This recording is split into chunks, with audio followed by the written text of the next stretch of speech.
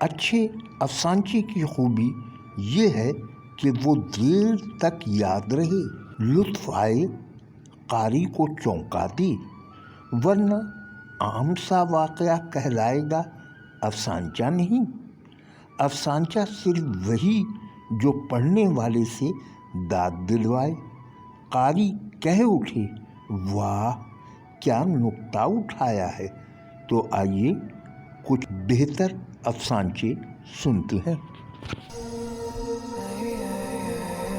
آئیے ہندکو زبان کا ایک خوبصورت افسانچہ سنتے ہیں۔ عنوان ہے گناہ گار۔ اسے تحریر کیا ہے سید ماجد شاہ نے، ترجمہ کیا ہے آکاش مغل نے۔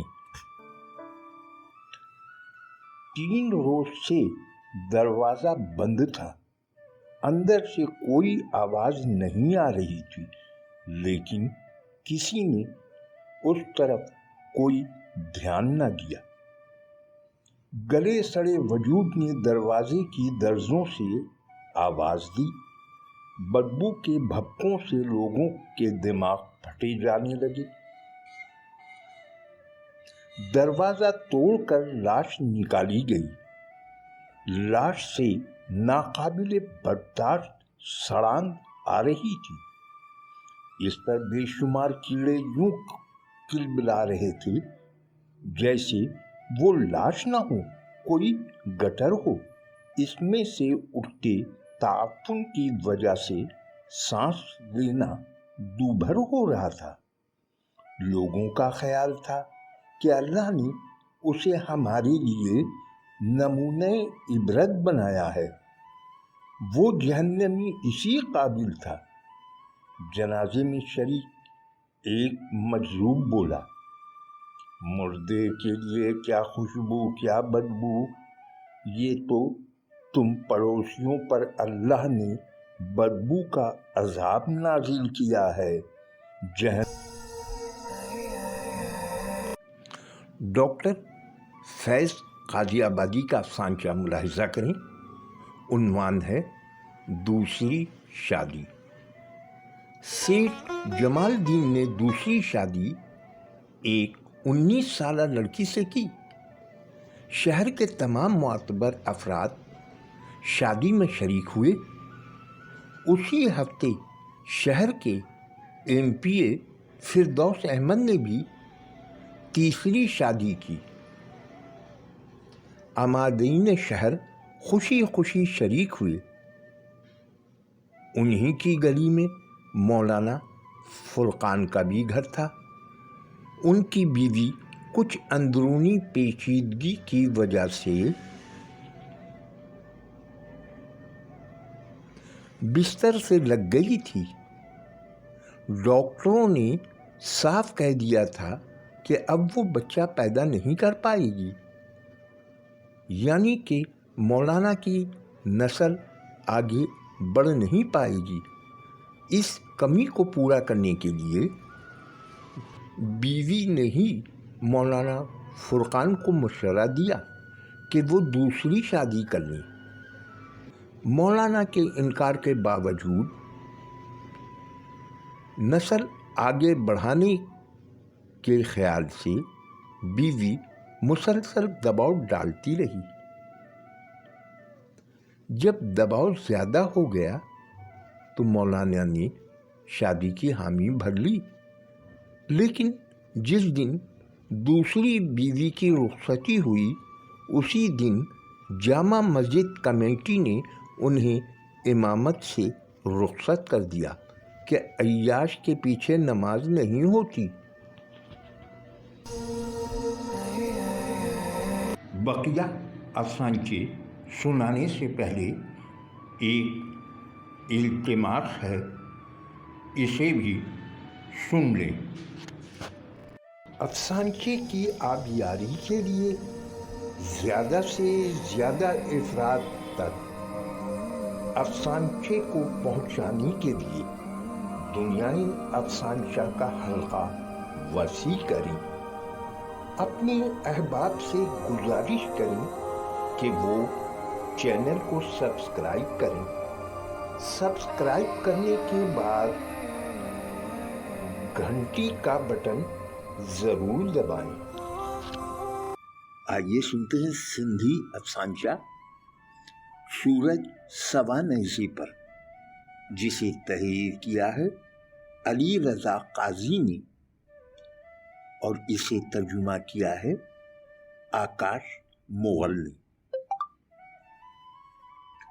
ماسٹر اللہ بچایو کی زندگی میں قیامت صغریٰ تو اس دن آ گئی تھی جب وہ ریٹائر ہو کر گھر پہنچا تھا۔ 5 جوان بیٹیاں اور ایک کمسن بیٹا۔ اب گزر اوقات کیوں کر ہوگی اس کا خیال، اب گزر اوقات کیوں کر ہوگی یہ خیال آتے ہی اسے سورج گویا زمین پر اترتا ہوا محسوس ہوا۔ پنشن کے کاغذات بنوانے کے لیے اکاؤنٹس آفس پہنچا تو کلرک کے جملے، چچا سرکاری کاغذات کے مطابق تم مر چکے ہو۔ اس بات نے اس کے پیروں تلے سے گویا زمین کھینچ لی۔ گھڑی بھر کے لیے اس کی زبان گنگ ہو گئی، پھر وہ زیر لب بڑبڑایا، ہاں میں مر چکا ہوں۔ اس نے شرعی احکام سے پہلو تہی کرتے ہوئے سوچا، جہنم کا عذاب بچوں کی اذیت سے زیادہ نہیں ہوگا، میں رشوت دے کر بھی اپنا کام کروا لوں گا۔ اصل قیامت اس وقت برپا ہوئی جب ہمسائیں نے دروازہ کھٹکھٹا کر بتایا، تمہاری بیٹی شگفتہ رکشہ ڈرائیور کے ساتھ قابل اعتراض حالت میں گرفتار ہو کر تھانے میں بیٹھی ہے۔ شگفتہ اس کی بڑی بیٹی، جسے اس نے یہ سوچ کر ایک نجی اسکول میں ملازمت کی اجازت دی تھی کہ چولہے کی آگ جلانے اور شکم کی آگ بجھانے میں کچھ تو مدد ملے گی،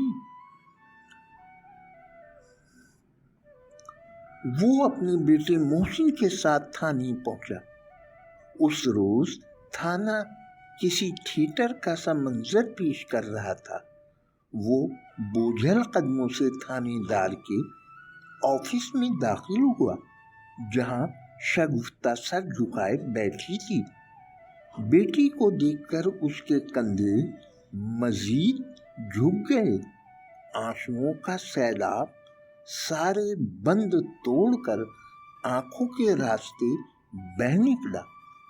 تھانے دار کو اس پر رحم آ گیا، بینا کسی بھیڑیے کو بھیڑ پر ترس آ جائے۔ وہ اس کے قریب پہنچا، بابا اپنی بیٹی کو لے جاؤ، مگر کسی طرح صحافیوں کو روکو کہ وہ خبر نہ چلائیں، ورنہ میرے لیے مسئلہ ہو جائے گا۔ عمر رسیدہ استاد نے ملتجی نگاہوں سے وہاں موجود صحافیوں کے رہنما کی طرف دیکھا، جو کیمرے سے شگفتہ کی تصویر اتار رہا تھا۔